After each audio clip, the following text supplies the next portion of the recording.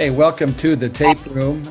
This is Dave Shondell, the head volleyball coach at Purdue University, and we're going to talk defense today and try to help, discuss ways that we defend high-level opponents, individual opponents. And in this case, we have three All-Americans that we're going to look at. Kaitlyn Hord from Penn State, who's a middle that just absolutely blew up this last year.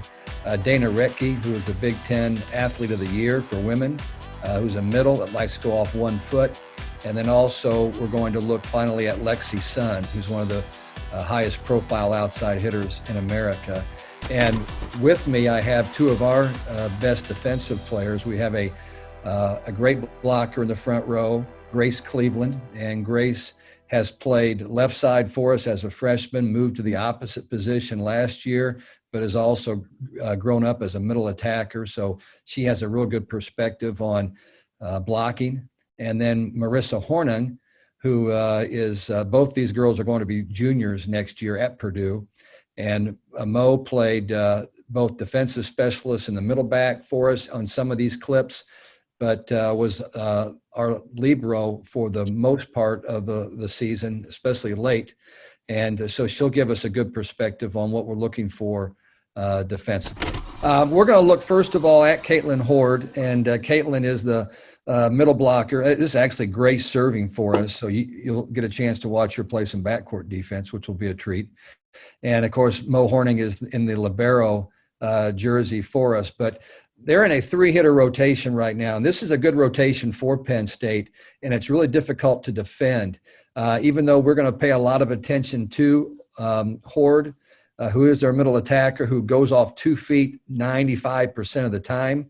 They also have Gurrell, who's a senior on the left side that had a good season, and then Johnny Parker, who is an all Big Ten player on the right. And what I want to show here is how we set up, and we don't have a great block right now because we have Haley Bush, who is our right side player, number 2, and people will try to take advantage of her. But fortunately for us, their two big bombers are the right side Parker and Hord in the middle. But we're going to defend Hord, and what I want to show is the emphasis that our block is putting on Hord. So Kaitlyn Newton, number 4, is in tight with Blake Moeller, number 17, and they're doing the best they can to make sure Hord doesn't beat us here. And despite that, she has a decent swing, nice defensive play there by Mo Horning in the backcourt. But that's just one look. Now, this is the next play, and we got a little bit different alignment now. Ellis is in the front row, and they're in a 2-hitter rotation now. So they've got Gurrell on the left side, and now Hord is on the right side, and she's showing that she can hit right, or she can come around and hit quick in the middle. So our blockers, and we can't see their eyes right now because their backs are to us, they're looking closely at what's going on. So, Mo, as you look at this situation and you see you've got this All-American right in front of you, and they got Gurrell and a setter, what's going through your mind, and what are you being prepared to do? Well, I think when I remember when we scouted her on this, and I don't remember exactly what happens when we run this playthrough, but she likes to come in the middle, and her preferred shot is to hit the ball back towards me. So I think that's why we have Emma set up more on the inside. So I think in this game we took that shot from her. However, knowing Kaitlyn Hord playing against her in club, and then obviously now 2 years of experience, she's so good at either hitting or throwing the ball in so many different directions that you just have to be prepared. For me, I guess the tip more in the 4 zone short, which is what I'd be there for, but also her to hit high hands off Emma Ellis to go behind my head to be ready for an out-of-system ball. Potentially she tips at Haley. There could be a lot of things going on. Yeah, and great report. And, we talked a lot about our blocking schemes, but your drop-off blockers and backcourt defenders are just as important to keeping the ball off of the floor. And this play, I don't know if she goes behind or stays in front, because we're going to see her do both. She's actually running a 9 behind, and we do a pretty good job of getting out and forming a decent block there. I'll run that back just real quickly because I don't think she's got a great line shot in this scenario. And so we did a good job of kind of keeping the block inside. Blake was reaching a little bit, but there's Maddie Skimmerhorn with a nice dig on that play. So again, she'll do some different things. You can see right away early she's coming around in front, But you have to keep in mind that Emma Ellis can't totally be mesmerized by Hord because Johnny Parker is hitting a D set right behind out of the back row. So there's so many things that we have to look at. And right now we're putting a lot of pressure on Bush, our right side blocker right now, to be able to contain Gurrell one-on-one, because it's going to be hard in this situation with a good pass for Blake to really focus on Hord and also get outside and do a job on Gurrell. So they go middle. We have a really good block up right there. I couldn't ask for a better block than what we just got from those guys. Let me run that back just real quick. But Emma Ellis is a freshman. She reacts quick, has her hands down too low for my liking to begin, but she does get them over, and we get a pretty good block there. Again, they're out of system here, but because they want to get the ball to Hord as often as possible, their setter is finding a way to get the ball to her. And Grace, talk about what you're thinking here, because you finally got in the front row. And they got three hitters. Gurrell's in front of you. Hord is kind of slipping out for a wide A set. And then I think that's Kathy on the right side. So what are you looking at as you get prepared to block here? Mm-hmm. Well, as far as I remember, Gurrell kind of ran a faster tempo to the outside. So I think I was mainly focused on her. Probably should have been a little bit more balanced, because it looks like Hord's going in for the B and trying to be balanced. I do try to help on the B a lot. So definitely outside first priority, but if they run a B, always trying to get up on that. Yeah, talk about the stress that you have defensively in this situation, because you've got two real big assignments here. Mm-hmm. Well, I think in practice we do a lot of helping on the Bs and just staying balanced. I think as the game progresses, you kind of figure out, like, okay, they'll set Hord on the B, even if she's like right next to her. So really just staying focused, and looking at both hitters and their line of approach really helps me. Okay, good stuff. And they do go to Hord, and she does a great job of seeing the block. And I give Hord a lot of credit for that, because a lot of people, she likes to hit the ball cross court, as Mo pointed out. But here she sees that Blake has kind of taken that shot away from her. And even Kaitlyn Newton has gotten into the mix here a little bit. So you got to give her credit. Number 4, even though Kathy is on the right side, she's their least used option most of the time. And so Kaitlyn snuck in there and tried to help out on Hord, even though she's hitting a B or a wide A. But a nice defensive play by Haley Bush back here. And that's the thing. Hord will hit a lot of shots like that. And so your backcourt people have to be low, and they have to be set and ready to get after the ball. And I thought, for the most part, we did a pretty good job on these plays. Okay. And I think that's it. So just to speak about defending a middle that goes off 2 feet most of the time, your right side player is going to have to help if it's a wide or a B. Otherwise, your left side and your middles are going to be the main blockers on those plays. And obviously, we're showing you some clips where we actually defended pretty well. Hord did score some points against us, I can promise you that. But these were some plays that we stopped Hord. I want to now go to our next set of video clips, and this is from Wisconsin. And this is a different type of middle blocker. Rettke is probably the most dominant player in the Big Ten, and she was really, really difficult to defend. And she had a really good match against us, unfortunately. And we're going to show you some clips of her. Again, Dana Rettke, 6'8.5", and she's starting left front.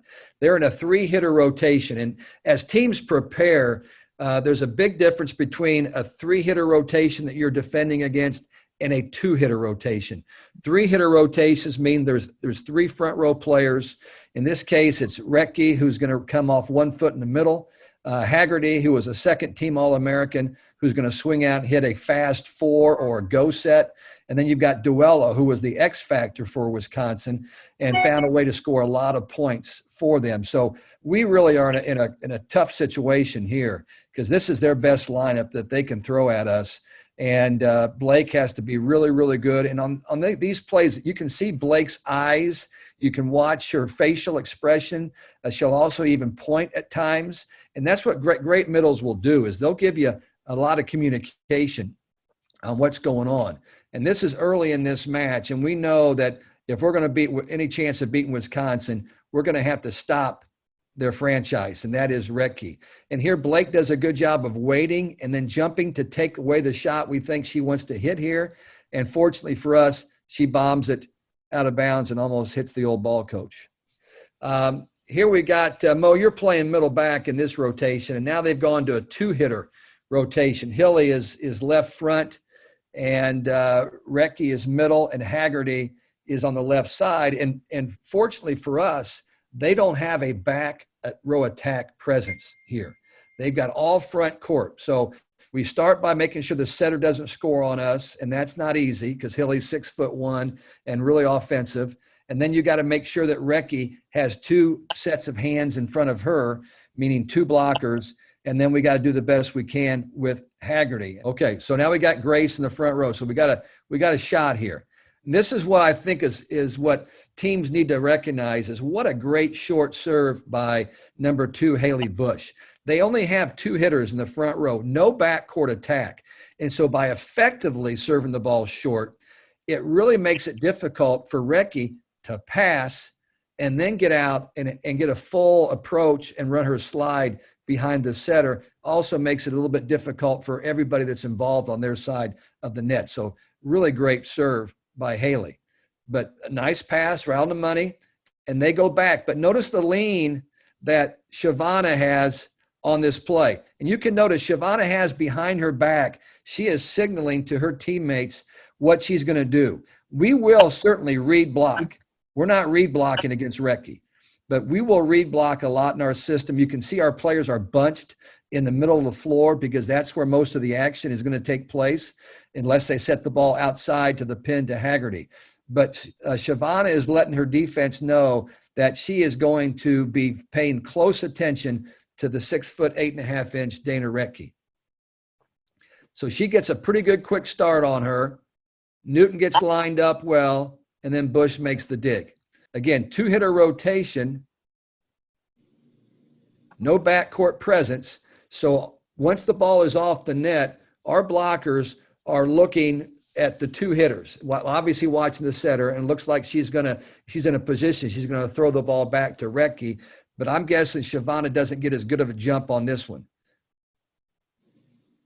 But she still gets a touch and got a block on that, so give her credit. Defensively, it takes so much time. Grace, if you would talk a little bit about what we do during the week, and I think we play Wisconsin on a Friday up at their place. So during the week, what was the preparation like to get ready for the Badgers? Mm-hmm. So usually Monday, Tuesday, we'll watch film, and from there we go straight to blocking every practice before we start team practicing. So all the blockers come over, and I think we run like Wisconsin's routes. So we worked on slides a lot, blocking slides, situational blocking, like taking the slide one-on-one. Here, playing Wisconsin, we definitely weren't doing one-on-one as much. So really, I think we do a lot of preparation, and definitely helps throughout the game. When you play teams in our league, you have to be really careful because there's so many great players that you can't load up entirely on one player. But this is an instance where last year we decided that we were going to really do what we could to deny Rettke from having 15, 20 kills on the night. She still hit for a very high percentage against us because she's just that good. Okay, this is our match at home with Nebraska. Nebraska had beaten us at their place early in the season, and they beat us on the strength of their two outside hitters, Lexi Sun and the freshman Cubitt. But our game plan here was to really contain the outside hitters. Sometimes that's easy based on who's not easy, but it's easier based on who's up there. Right now, they are in a unique three-hitter rotation where Jazz Sweet, the opposite, will sweep around the back of the court to get in a position to hit. And if you serve effectively, it makes it difficult for her to be a viable option. And then Schwarzenbach is the sophomore middle. Will be running an A or a B, and then Lexi Sun is the left side hitter. We have a really good block up here right now with Kaitlyn, Shavana, and Grace. And we'll take a look to see how this works. But Grace, as you're looking at this right now, and I can't tell, it looks like Kubik is actually passing that ball. But what's going through your mind as you're preparing? This is the first play of the match against Nebraska. What's going through your mind? Mm-hmm. So I think in this one, my total focus was towards Lexi. I think Kaitlyn, they're probably going to run a slide here. So Kaitlyn is maybe taking that one-on-one in this situation. And then Scooby's definitely dialed in with Lexi too. But I think we took Lexi pretty much line, maybe left a sliver, but all my focus is on her. Okay. And Mo, you're in the libero jersey at left back. And in this rotation, as I mentioned, Sweet's coming around, but it doesn't look like she's going to be a viable option to me. Schwarzenbach is capable, but we know where their bread's buttered on this particular play. So what's going through your mind? So Grace saying she's leaving a sliver of line. I'm kind of thinking if Shavonna does for some reason not get out there and close, you're thinking about the ball that could be hit in the middle of the court. But two of the things that I think Lexi Sun and Maddie Kubik do really well are they hit the ball inside out, so it's to my left. So I think I probably have an emphasis on being prepared to move to my left, maybe that it goes off Shavonna's hand the wrong way or she just hits a shot around the block. So that's kind of what's going through my mind at this point. What's the value, Mo, of a backcourt player being set on contact? You're talking about a ball that might be hit off of the block. So is that something that you think about from time to time when you play defense? From time to time, I think we talk about it probably like at least 200 times a day during practice, at least. I think it's just so undervalued when you come from high school. You don't really realize how much faster the game is. The fact that you have to be stopped, and like it's something we talk about so much, in practice when we watch film.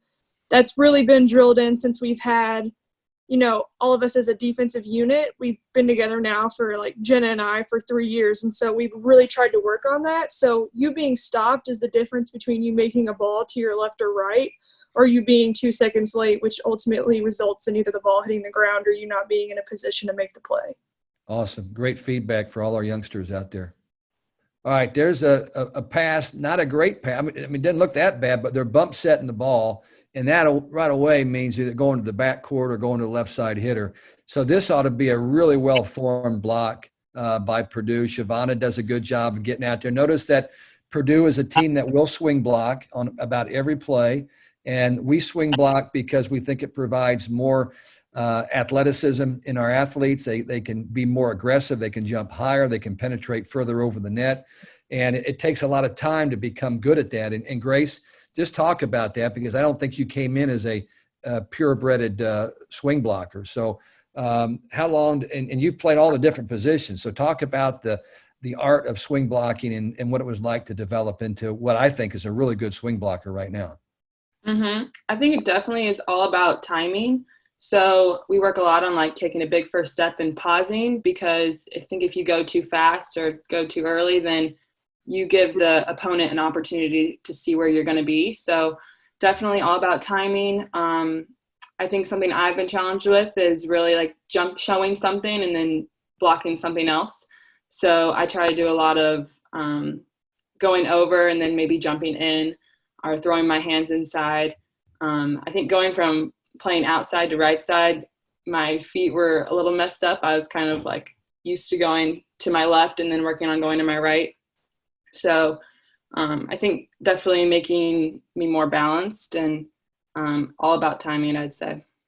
Yeah, I love the point that you make about showing one area you're taking away and then actually jumping in, or obviously you don't want to reach out because you're toast if you reach out, but you can reach in. And in our league, there's so many experienced and talented hitters. If you go out there and show one thing, they're going to find a way to either tool you or hit off the block or score around you. So that was a great point. So here's the very first play of the match, and we go out and make a statement right away by getting a stuff block on their best outside hitter and one of the best outside hitters in the country. Next play, they're in a two-hitter rotation. And again, they've got Kubik who can be a back row attack, but she's a freshman and they did not go to her a whole lot. So they've got Schwarzenbach, the sophomore, running behind on the slide. They've got a live setter that can dump the ball, but she's off the net 7 feet. And then Lexi Sun is on the left side. So this looks like they've got one option. And so again, Grace goes out, sets the good block. Shavana, who's just the quickest catch you're going to run into, does a really good job of closing. And even though we're playing against these great athletes, very seldom do hitters hit the ball over the top of a block in our league. And you think, well, wait a minute, you've got 6'9", 6'8" people, but I could watch tape all night long and never find opportunities where if we're in the right position, they're hitting the ball over us. They might hit off the hands, but they're not hitting it over the block. And so here Shavana gets out, does a really good job of closing.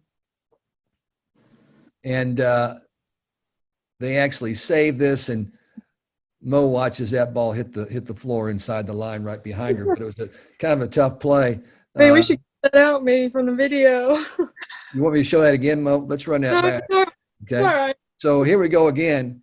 Blockers do a great job, put them in a really bad position. They cover it nicely. Their setter throws it back, and we don't make the play. It was a tough play. All right, transition play here. Let's see what we've got. Okay, they're transitioning, same 3 hitters in the front row. Now, if they would have had Strivens in the front row as opposed to Schwarzenbach, Grace, how would that change the way that we look at things? Mm-hmm.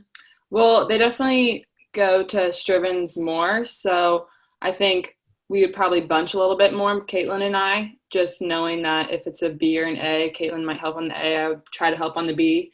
So I think it definitely changes the focus a little bit. And then Shavana would definitely be paying more attention to the middle. Right. So good. So a good move by our blockers. Okay. And because the block is there, the attacker goes with an off-speed shot. Bush slides in, makes a good play. Here, they're in a situation where this is interesting. What do you do with your left side blocker when they're running an A and a 4 and the ball is passed so far to the setter's front side that it's hard for your left side to get there? And the answer to that question is if the middle would get over there where she probably should be right now, Shavana should be about 2 steps to her right, then you can get some help from Ellis. She has nothing else to do.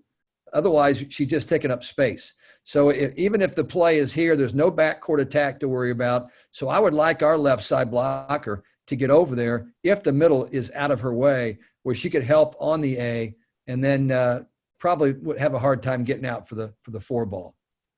There's the ball off the hands. Nice play by the libero. Another big part about if you want to be a great defensive player and your dream in life is to be a libero, the libero has become the backup setter.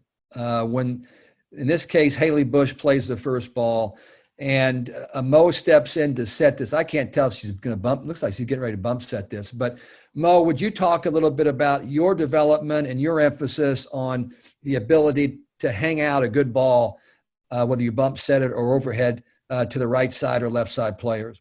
It's just about those times in practice where we do reps, and sometimes, if it's second ball setting drills, some people think, we're not setting to anybody necessarily, it's to a target, and you're thinking like, oh, this is more of an easier drill as far as like there's not a whole lot going on around you. But all it takes is, a couple reps to make yourself comfortable. And then the other key I'd give is just like communication, because whoever you're setting, everybody likes their ball set differently. As far as Haley goes, if you have the confidence that your libero can set the ball, she feels more comfortable making those plays instead of leaving it out for somebody else because she feels like she has to touch the second ball. So I think as far as both Jenna and I go, who have played the libero position, like we both have done a very good job, and all the rest of our DSs as developing that, because we practice it a lot. Even if it's just 15 minutes of our practice time, we really try to incorporate that into our drills. Yeah, great points. And when you've got really good right side players, in the last 5 years, we've had people like Annie Drews, Sheridan Atkinson, and Grace Cleveland. And those are people you want to get the ball to. So having a really good libero that can set the ball is crucial. When we're playing defense, the middle back player is designed to be in the seam of the block. But not a real big seam there, because the blockers did a really good job of setting the block where it should be. Clearly, I'm not sure what Lexi can do here, except just hit the ball over the top and then try to live to play another day. But she hits the ball at the seam, and there's our middle back player who very smoothly comes through. And not only does she dig the ball, she puts it right where it needs to be so we can be in offense and then run it back to Grace. Mo, what else would you share just talking about playing libero and preparing for opponents on defense? Anything else you could share with us? A lot of it has to do with your mindset, is like how the setter is. So I know Kaitlyn from playing with her in the Under Armour game, but competing against her in club, and I think everybody in the country knows that she's a competitor. So some of these plays, you think that it may be easier for her to go to Schwarzenbach, but in her mind, she's thinking that Lexi Sun's the person that's going to put the ball away. So she's putting the ball more towards her. So that should relieve a little bit in our mind. Obviously, you're not totally sure, but to think from a blocking and a defensive standpoint in the back row, she's probably going to go to the outside, because right now the score is 23-24 us. You're thinking she's going to go to the person that I want to put the ball away. And talk briefly about how college athletes have the luxury of getting film. To be able to go in, not only to watch other teams, but to watch yourself through things as like practice, but also games, it gives you such an advantage in a way, because you can sit down and you can really pick out people's tendencies, especially with all the features that you have on Volleymetrics, to actually go back and replay just someone hitting from the right side, just someone hitting a 2-ball, just someone hitting a B set. Like, the fact that you can go down and break that, you really catch on to what people like. Now, as like Dave said earlier, you have such good hitters in the Big Ten that if you take something away, they can probably hit something else. But at least gives you an advantage to think, okay, if they have the option, they're going to favor this shot. And then hopefully with our practice players, with the great coaching staff we have, we can prepare for what could happen next. Thanks, Mo. Grace, you played middle. Were a middle blocker your entire career before coming to college. How has that benefited you after arriving here and realizing you weren't playing middle anymore, at least the first 2 years? Yeah, I think it benefited me a ton. Coming in, blocking was definitely my strength, not to where it is today, but I think I was able to read and go to my left and my right. So coming in, when I was going to the left, I think it was easier to help on balls in the middle, because hearing from like Kaitlyn and Emma Ellis, sometimes it's hard to get in for those balls. But I think that definitely helped me, because I'd been used to going side to side. Also, I think just timing wise with connection with my other players, I had been a middle. So it was funny, like Blake and I, or Scooby and I, like our arm swings are kind of the same, like when we go up together. So I think I just knew the timing of the middle, and that definitely helped with putting up a better block for me and the middle. So. And then the last thing I'll ask you is, I talk a lot about the communication in all aspects of defense, but what goes on at the net? What kind of conversations are taking place, if any? Yeah, that's the most conversations I have on the court are with the middle blockers before every single play. And when it gets down to the wire, you chirp in a lot, which is nice, because it just, I think, refocuses us. We talk about the tendencies, who we think the ball will go to. We say, remember, I do a lot of, remember, they might hit this shot, so make sure we're taking that away. A lot of talk about set or dump as well. And I think it's more than just talking about it. It's really refocusing your mind, because when we're serving, that's the first line of defense is blocking. And so it's definitely really important. Hey, I want to thank Grace and Marissa for doing a great job. And also want to thank Michael Burrell, who's our new grad assistant at Purdue, that helped put this together with Data Volley. And thank the Big Ten for everything. So that'll do it for this show. Thanks for joining us on the tape room, and we'll see you down the road.